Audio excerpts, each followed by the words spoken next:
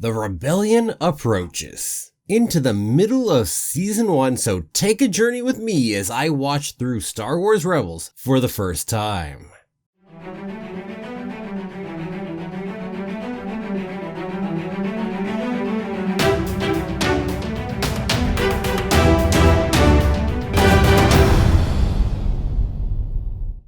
Well, hello there. My name's Jeremy and welcome back to Freeform Disney, where I talk about all aspects of Disney, from the animated movies to the theme parks to Star Wars, Marvel, and Pixar, and the TV shows, and everything else in between. And that is why it's Freeform. And keep coming back every day for new daily content. If you're not subscribed yet, don't forget to hit that subscribe button. Welcome back. Time to continue the roller coaster ride known as Season 1 of Star Wars Rebels, so let's just jump right on in. First up, we've got episode 6, which is Breaking Ranks. Now, this is a little different. We're off to an academy and we get to see a whole bunch of Imperial recruits who are now cadets who were actually in there originally as children. So some indoctrination being shown here. Although, for such indoctrination, well, it's easy enough to infiltrate for Ezra, who's in there as Dev Morgan. And, well, it doesn't seem everybody's quite on the same page in amongst there. It might be easy to convince. Kind of surprising if they were all recruited in as children, though. What can you do? Oh, and right off the bat, Jai, who seems to be one of the big characters we're going to care about here. Dang if I don't know that voice. It's Zuko's voice right there. Dante Basco, Definitely recognize that one right off the bat. So I guess we're going through assessments and jumping up on platforms. How fast can you jump up? Because I guess if you pull off that the best, then we really like you, give you rewards. Cool. Imperial training. Oh, and then the painted black Chopper, who is very clearly and obviously Chopper right off the bat, just behavior-wise more than anything else. Although he looks like Chopper, of course, too. Because after all, if you want a droid to look Imperial, just paint it black. Yeah. And no, we were not talking a little bit of Rolling Stones there. We'll ignore that. Anyway, interesting. So this is where we reveal that they're all waiting on an op because Ezra's purposely in there to go get a decoder for them. It is neat to see Kanan and Hera really fretting like parents who are worried about their kid. One's kind of interesting. So it's really easy. He gets the decoder and he's out. No, actually. Apparently he almost would have got himself caught because there's a tracker in that decoder, but fellow cadet Zaire Leonis goes ahead and saves him. Because Zaire also has big sympathies, well, I guess I can't say sympathy with the rebels because there aren't any per se yet. No active rebellion.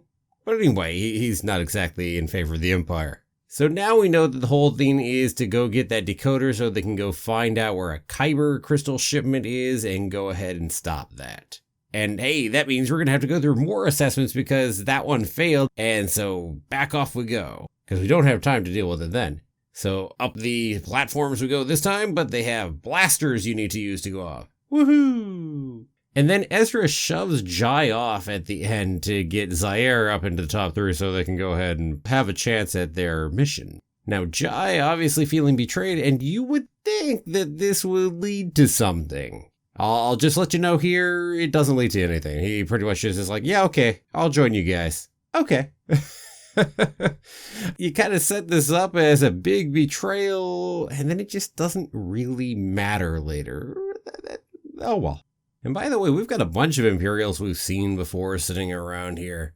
They're kind of regular characters over here on Lothal that we get to see again and again. Makes sense. Except that we spend way too much time on Lothal for people who are, this wanted.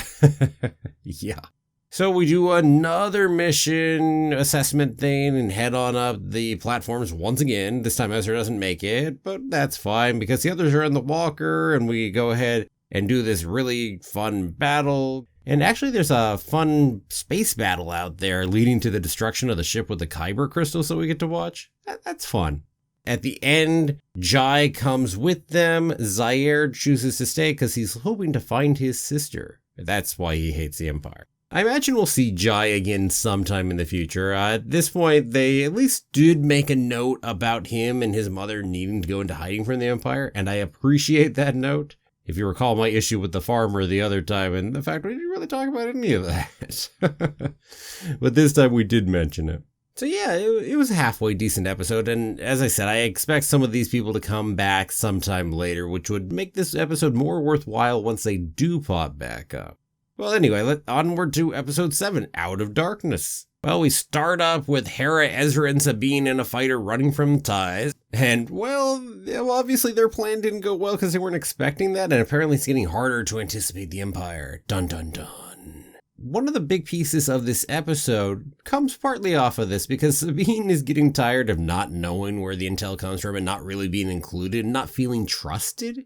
And so, hey, guess what? She is going to go with Hera next time when she's meeting Fulcrum. That's their contact over there within the quasi-rebellion, the precursors to it, shall we say? Anyway, where they're getting their missions from. But first, we get to go ahead and have another reason to dislike Chopper, because Chopper is busy being a dick some more to Ezra. And between him and Ezra and Zeb fighting over all this leads to them missing something vital, a fuel leak in the smaller Phantom. And, well, yeah, that'll cause problems later. So, question to this one, is Fulcrum Bail Organa? Don't answer that, I don't want the spoiler sitting on there, but just a question of maybe on it, because we don't find out here. Which would make sense that we don't find out here. After all, secrecy is kind of vital with operations like this against a fascist government. Just saying. So this gives us some time for Sabine and Hera to really get to know each other a little better, spend some more time with each other. We do get a little talk about Sabine's history, although just a bit. Talking about how she was a cadet at the Imperial Academy on Mandalore and followed orders without questions, and that was a nightmare. So she sure as heck doesn't feel like doing that anymore. Yeah.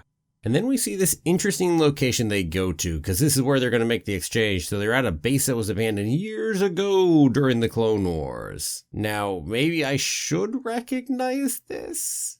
I'll be honest, I don't. I mean, it looks like a few things that maybe I could have seen before in Clone Wars. But without looking it up, I can't say as I recognize it. And so they're there to pick up a delivery that was left there by Fulcrum.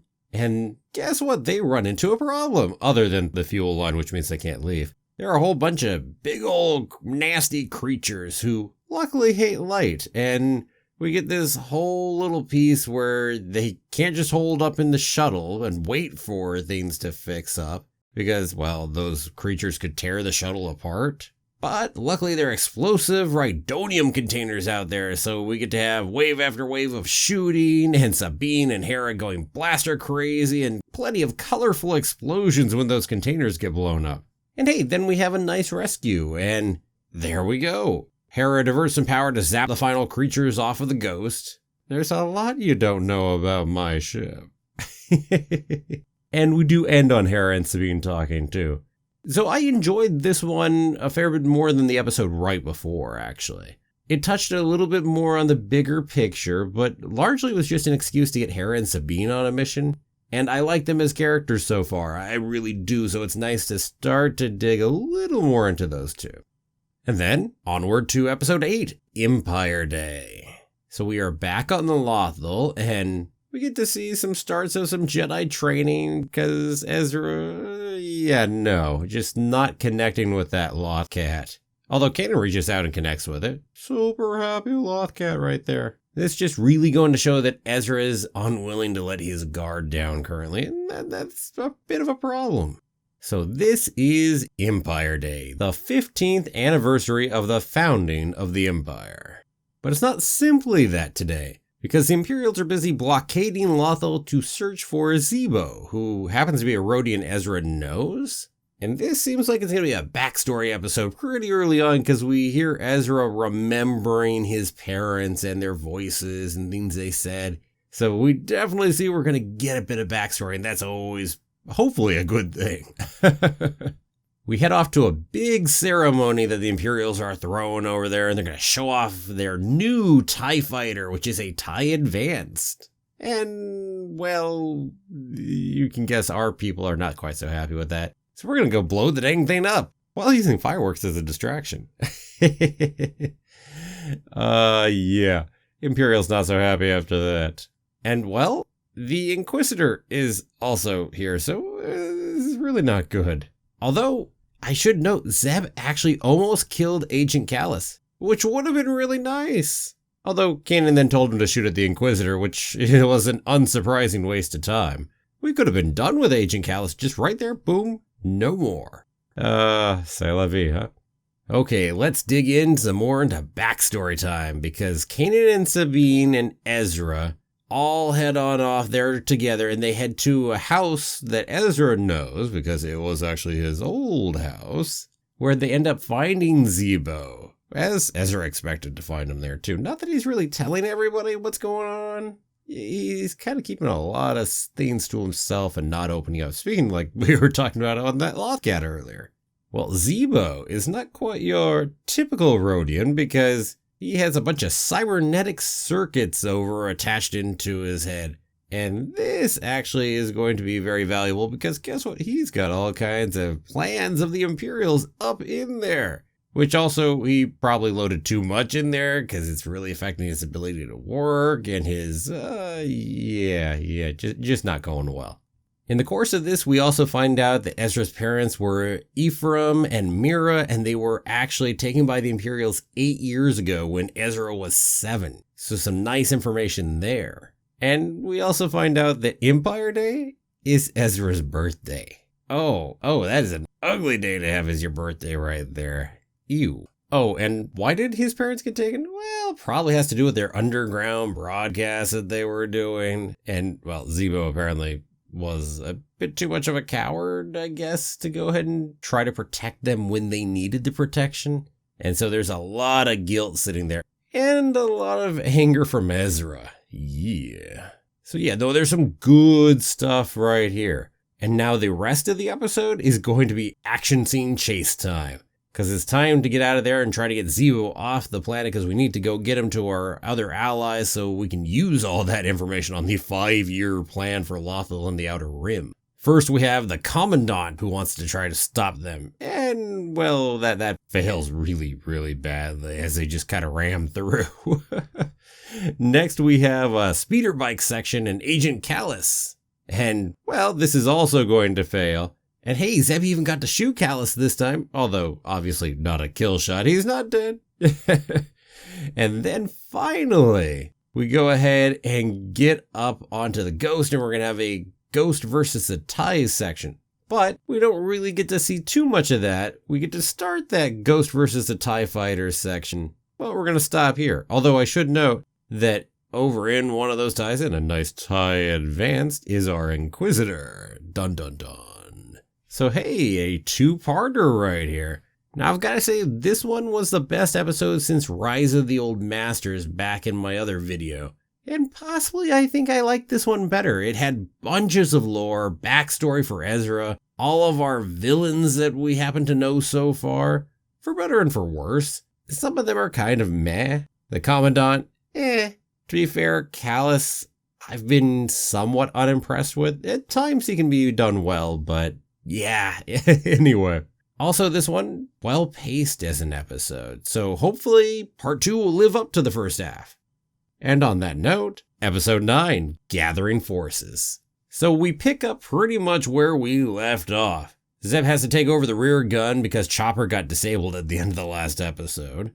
And with the help of Zebo, they're able to escape off into hyperspace. And hey, then we get some other stuff going on. Now, first off, a little heavy-handed stuff between Ezra and Zebo, because Ezra will never forgive Zebo for what he did. Really heavy-handed done, and you can guess that that's probably going to change. And actually, it won't even take all that long. It'll be before the end of the episode. Anyway. Now, sadly, the Imperials got a tracker onto their ship in the course of this, which we find out is an Imperial XX-23 S-Thread tracker developed by Sinar Systems.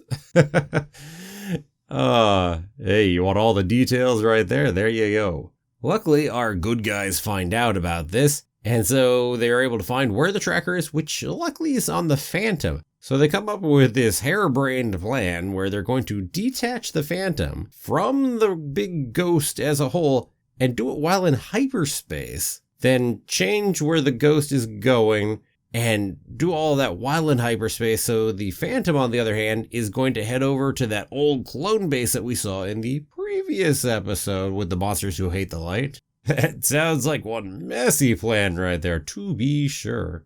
I don't know, I think I'd go with, let's come out of hyperspace to the next spot, do a quick little spacewalk, get rid of the thing, and then just jump again. I think that's what I would have gone with personally, but you do what you do. Now, before Ezra and Kanan head off, we do get to see Ezra having a conversation/argument with both Kanan and then Sabine. Back to his cutting attachments and not wanting to get too close to people because it's how he's kept himself alive and survived all these years. And that would do not resolve just in the course of this episode. That's going to take longer right there. And I imagine it'll be a recurring theme for a while if I had to make a guess. Well, anyway, Ezra and Kanan head over to the base. And hey, we're going to go do that lesson again about learning to connect with those animals. Because, hey, now you've got to do it to survive, so hopefully that will really go ahead and help make you do it.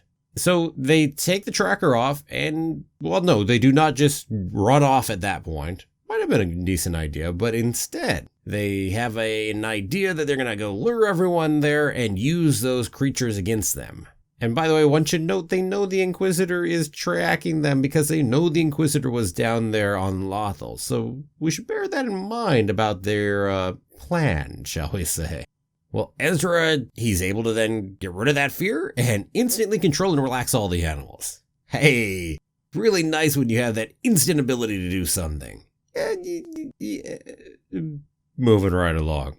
So now we get another duel between Kanan and the Inquisitor, and unsurprisingly, he ends up losing this and getting knocked out. Considering what we saw last time, we know he's not a match for the Inquisitor, so this is hardly a surprise. And I'm going, this didn't seem like a very good plan, bud. Yeah. Intriguingly, the way that they get out of this is because the Inquisitor is trying to push Ezra into anger, potentially to turn him and do whatever else there. And in Ezra's anger, it pulls up a giant one of the creatures who ends up attacking the Inquisitor, and he has to hold him off for a while. And hey, during all that, the two of them make it out of there and escape. But really, it was not a good plan. Dang. If you hadn't gotten freaking lucky, you would have been out of it after that one. Yo. Dang. And we do get to see Kanan and Hera a little afterward as they're talking about Ezra having had a brush with the dark side. And this could lead to some interesting things later. I'm curious to see what happens on that.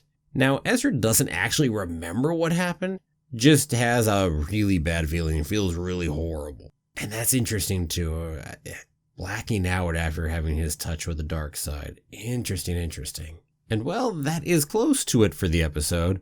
They get back to the ship. Hera earlier went ahead and got info from Zebo about Ezra's parents. Zebo has now been dropped off over at a nice Corellian Corvette, so he's off. And clearly that's going to come in later because we're not revealing it now, but at some point Hera's going to go give that info to Ezra and we're going to go follow that up, I'm sure. That's pretty clear. And the final note of the episode is a nice note from Sabine and then really Ezra, because she gives him a holodisc that she found over in that old house of his with images of his parents on it. Happy birthday, Ezra. Yeah, this one was a decent episode. Certainly it had some issues in it, and I'm not going to tell you it didn't. And it wasn't as good as Empire Day, but hey, there are some clear story arcs and plot lines that are going to continue further on in the show. Definitely seeing those here. And also, I really appreciated making use of previous episodes the way it did and tying them in here. I was hoping the show would be able to start doing that, and it looks like it will. So that's definitely good too. Now on to the final episode for today's video. This is episode 10, Path of the Jedi. So this is going to be a big Kanan and Ezra episode. Now, off the bat, it's interesting to actually see Kanan's frustration with Ezra seep through for a moment. Back to Kanan not quite being as well trained as a Jedi, or certainly not a Jedi Master. And yeah, this is going to probably create more problems in the future. It already has, but I imagine this won't be the last time we see some of his lack of training cause a problem. Well, anyway, it is going to be time for Ezra to go through a test to see if he can become a Jedi, which is something Hera and Kanan have been talking about too, especially after his brush with the dark side there. So there's a bit of concern, Ezra and Kanan off again on another whirlwind adventure. Well, not quite that big an adventure, but it's definitely an adventure today. So they get on off into the Phantom again, and first, Ezra has to meditate to find one of the Jedi outposts that still are left. After all, the Empire's kind of taken out a few of them, right? And hey, random Lothcats. Hey, I never mind seeing a Lothcat in there, even if it's random as heck. Well, anyway, Ezra finds one through the Force, and hey, there's actually one here on Lothal. Which Kanan knew there was one here, although it wasn't necessarily the one that Ezra would find and need to go to. But hey, that is where we're going. And we head on up there. It seems like we're far to the north, maybe? I guess it could be far to the south, too. But the Aurora especially goes ahead and argues for one of the two poles. Now, there's a line about how the Empire may know about the temple and have it under surveillance, so hey, we gotta be careful here. And on the one hand, this never pays off, but on the other hand, it does. So nothing really happens, but it does build up other worries in Ezra's head, and I think that does have merit and does play into here. So into the temple we go, but first we have to get the entrance, which actually takes the two of them working together after Ezra is left to figure out how to open it. But then the two of them use the Force and the whole thing just starts turning and twisting up, which is pretty cool. Well, anyway, in we go, and, well, Ezra's going to have to head off on his test. Unsurprisingly, on his own. That's kind of the point here. Just as we've seen before in this kind of thing. And Ezra is all, what am I looking for? And Kanan, nothing and everything. As he kind of says to himself afterwards, oh, that's all I can tell you because that's what my master told me. In Ezra goes. And then we see Kanan supposedly come in after him shortly. You know this isn't real right off the bat if you're paying attention. Clearly that's part of his test right there. And then the Inquisitor pops up. And he and Kanan have a quick fight and he kills Kanan. In case you didn't know this wasn't actually happening, I'm pretty sure at this point. Starting to see a bunch of fears of Ezra materialize in front of us. Yeah. Ezra falls off the edge of a cliff. And now he's off on the Ghost, and he's able to listen to what clearly are his worst fears about what the others think of him. And then the Inquisitor pops up again, and Ezra still can't control his fear. So now he's falling out of there and back to the temple, and, well, he just thinks he's alone. He's really losing it at this point, although he knows that this is not quite real. And eventually he starts to come to grips with all of this. And he finally really starts to let go of his fear. And you're like, dang, there you go. There you go, man. And then something really interesting happens. Because then Ezra hears someone talking to him. And it's not just anyone. It's Yoda. Y-O-D-A, Yoda. Now, Yoda's talking to him via the same kind of glowy balls that we actually saw back in the Clone Wars episode when it was Qui-Gon talking to Yoda. And this Yoda, by the way, very much sounds in the same style as Empire Strikes Back Yoda for how he's talking and the quality of his voice. And hey, then we get to see Kanan talking with Yoda. Oh, very fun. And it sounds like Yoda's actually there from some of this talk. It's hard to actually tell if this is some kind of echo within the Force or what exactly is going on, or whether Yoda really is becoming aware of Kanan and Ezra or not. Hard to say. And Yoda's off dispensing wisdom as you would expect Yoda to be doing. And that's always fun. We get an interesting piece out of Kanan because Kanan talks about not being confident of training Ezra because of who he is himself. And apparently he lost his way at one point and won't let Ezra lose his own. That sounds like he's had some brushes with the dark side himself right there, unless I'm highly misunderstanding where we were going with that. So we've got some interesting backstory to get into. And also, I've got to imagine Ezra's going to have some more brushes with the dark side, and we're going to go a little further down this road. That's a guess I'm making right here. And that could really make things interesting here in later seasons if we really do push down this route. Speaking of that, over on Ezra's side, we hear Ezra talking to Yoda, and he's all talking about how he wants to become stronger, more powerful, and yeah, even take revenge on the Empire. Yeah, a little scary. Just a bit. As Ezra keeps talking, there's more to it than just wanting to become stronger, powerful, and revenge. No, he wants to protect himself and his friends. He wants to protect everyone. And that seems better, although there's still a bit of a mess back to fear and attachment. Yeah.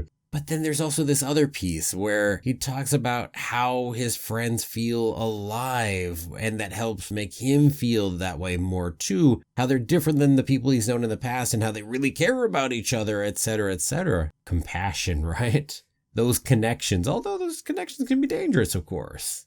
But well, Yoda / the Force / whatever you want to determine this to be, ends up saying, "A Jedi you may yet be." And down floats a kyber crystal to him. Yay! After all, we gotta get that lightsaber going, right? It was an interesting comment, I thought, how Kanan didn't actually expect a kyber crystal to come. Just an interesting thought there. Didn't think Ezra was ready for it, I guess, maybe. Interesting. Definitely some good stuff in the temple. Now, the episode ends with getting to see Ezra having finished building his lightsaber. With, by the way, everyone, including Chopper even, having donated some different parts and stuff to Ezra to help him build it. And what an interesting looking lightsaber it is. Very different. Almost looks like, is it a staple gun or something like that? I don't know. It's just so funky right there. Anyway, bold blue lightsaber ignites. Nice. This, actually, as an episode, I think was one of the best of the show so far. Not without its failures, to be sure. It did definitely have some cliche moments. There were parts that weren't deep enough. But still, this one was deeper than most. It was a nice character dive for both Ezra and Kanan. Hearing Yoda was definitely great. And it really is starting to set the stage even more for certain things that are going to come later. And I'm definitely looking forward to some lightsaber training and double dueling coming up in the future. Definitely. Well, that is the end of that episode. I've got to say, this was definitely a more consistent set of episodes than the first 5. At least I thought so anyway. And man, I appreciate that. And not only that, some of the best episodes of the show so far are in here. But I'm really still looking for something to really stand out for me. We're not up to that point yet. Maybe in the last bit of season 1 we'll get there, or perhaps something in season 2 will start to hit that level for me. The biggest thing that really was the through line in these 5 episodes was talking about Kanan and Ezra, their relationship with each other, and developing each of them as characters. Zeb, Chopper, didn't really do much to develop either of the two of them in this course. We did a little bit with Hera and Sabine, but only a tiny bit. I mean, we can tell who our main characters are going to be. After all, there are Force wielders, so I suppose it's not the biggest surprise who the 2 main characters we care about are. Not to mention, I think Ezra is the character we're supposed to most identify with, and he's the one coming in. So I think he's the focus in that sense too, so it's unsurprising that these are the 2 characters we spend the most time on. Even though I'd really like to see the others fleshed out, and I'm hoping that'll happen as we keep going. Okay, so some thoughts on where we're headed with videos upcoming. Next week, I'm going to finish up season 1. Then I'm going to go take a week and we'll go do the Kanan comics the week after that. And then I've got a bit of a question. Because I know in the previous live stream when we were talking that there was definitely interest in me doing some live streams on some of the big episodes here in Rebels. Now, it's hard for me to say exactly what those are without spoiling myself. I can say that it looks like each season will start with both opening and closing on 2-parters, so I'm assuming those probably are it. Although maybe there's some stuff mid-season as well. So tell me, are those 2-parters the things you'd like to see me live stream? And are they all worth it or only some of them? And also if you could let me know if, hey, maybe there's a 3rd or a 4th episode before or after that should also be included with one of those 2-parters, so let me know that too. And also, let me please say, please don't spoil any of them for me. So I would really appreciate that. You've all been pretty great about that, and I appreciate that one right there. Anyway, so if you can let me know some of that stuff, definitely, I appreciate it, and I'll try to go ahead and get those live streams to work out. And next week, we're going to move on to the end of season 1, and I admit, I am looking forward to that in part simply because I'll be moving on to season 2, admittedly. But there's other things too. Season 1's not been a bad season. It's certainly not been great as a season either, but I would put it above season 1 of Clone Wars in terms of general quality. So yeah, putting probably more of a season 2 general quality of Clone Wars here, if I had to go ahead and put it somewhere. Well, anyway, what about you? Do you like the Inquisitor so far? We've seen him a few times. I'm curious what you all think about him. And let me know your thoughts on the live streams as well. I'd definitely appreciate that. So let me know down below in the comments. And as always, everyone, thank you so much for watching. If you liked the video, help me out and give it a like, a share, and don't forget to subscribe. I'll see you back here tomorrow for another new episode of Freeform Disney. Have a magical day, and may the Force be with you. Always.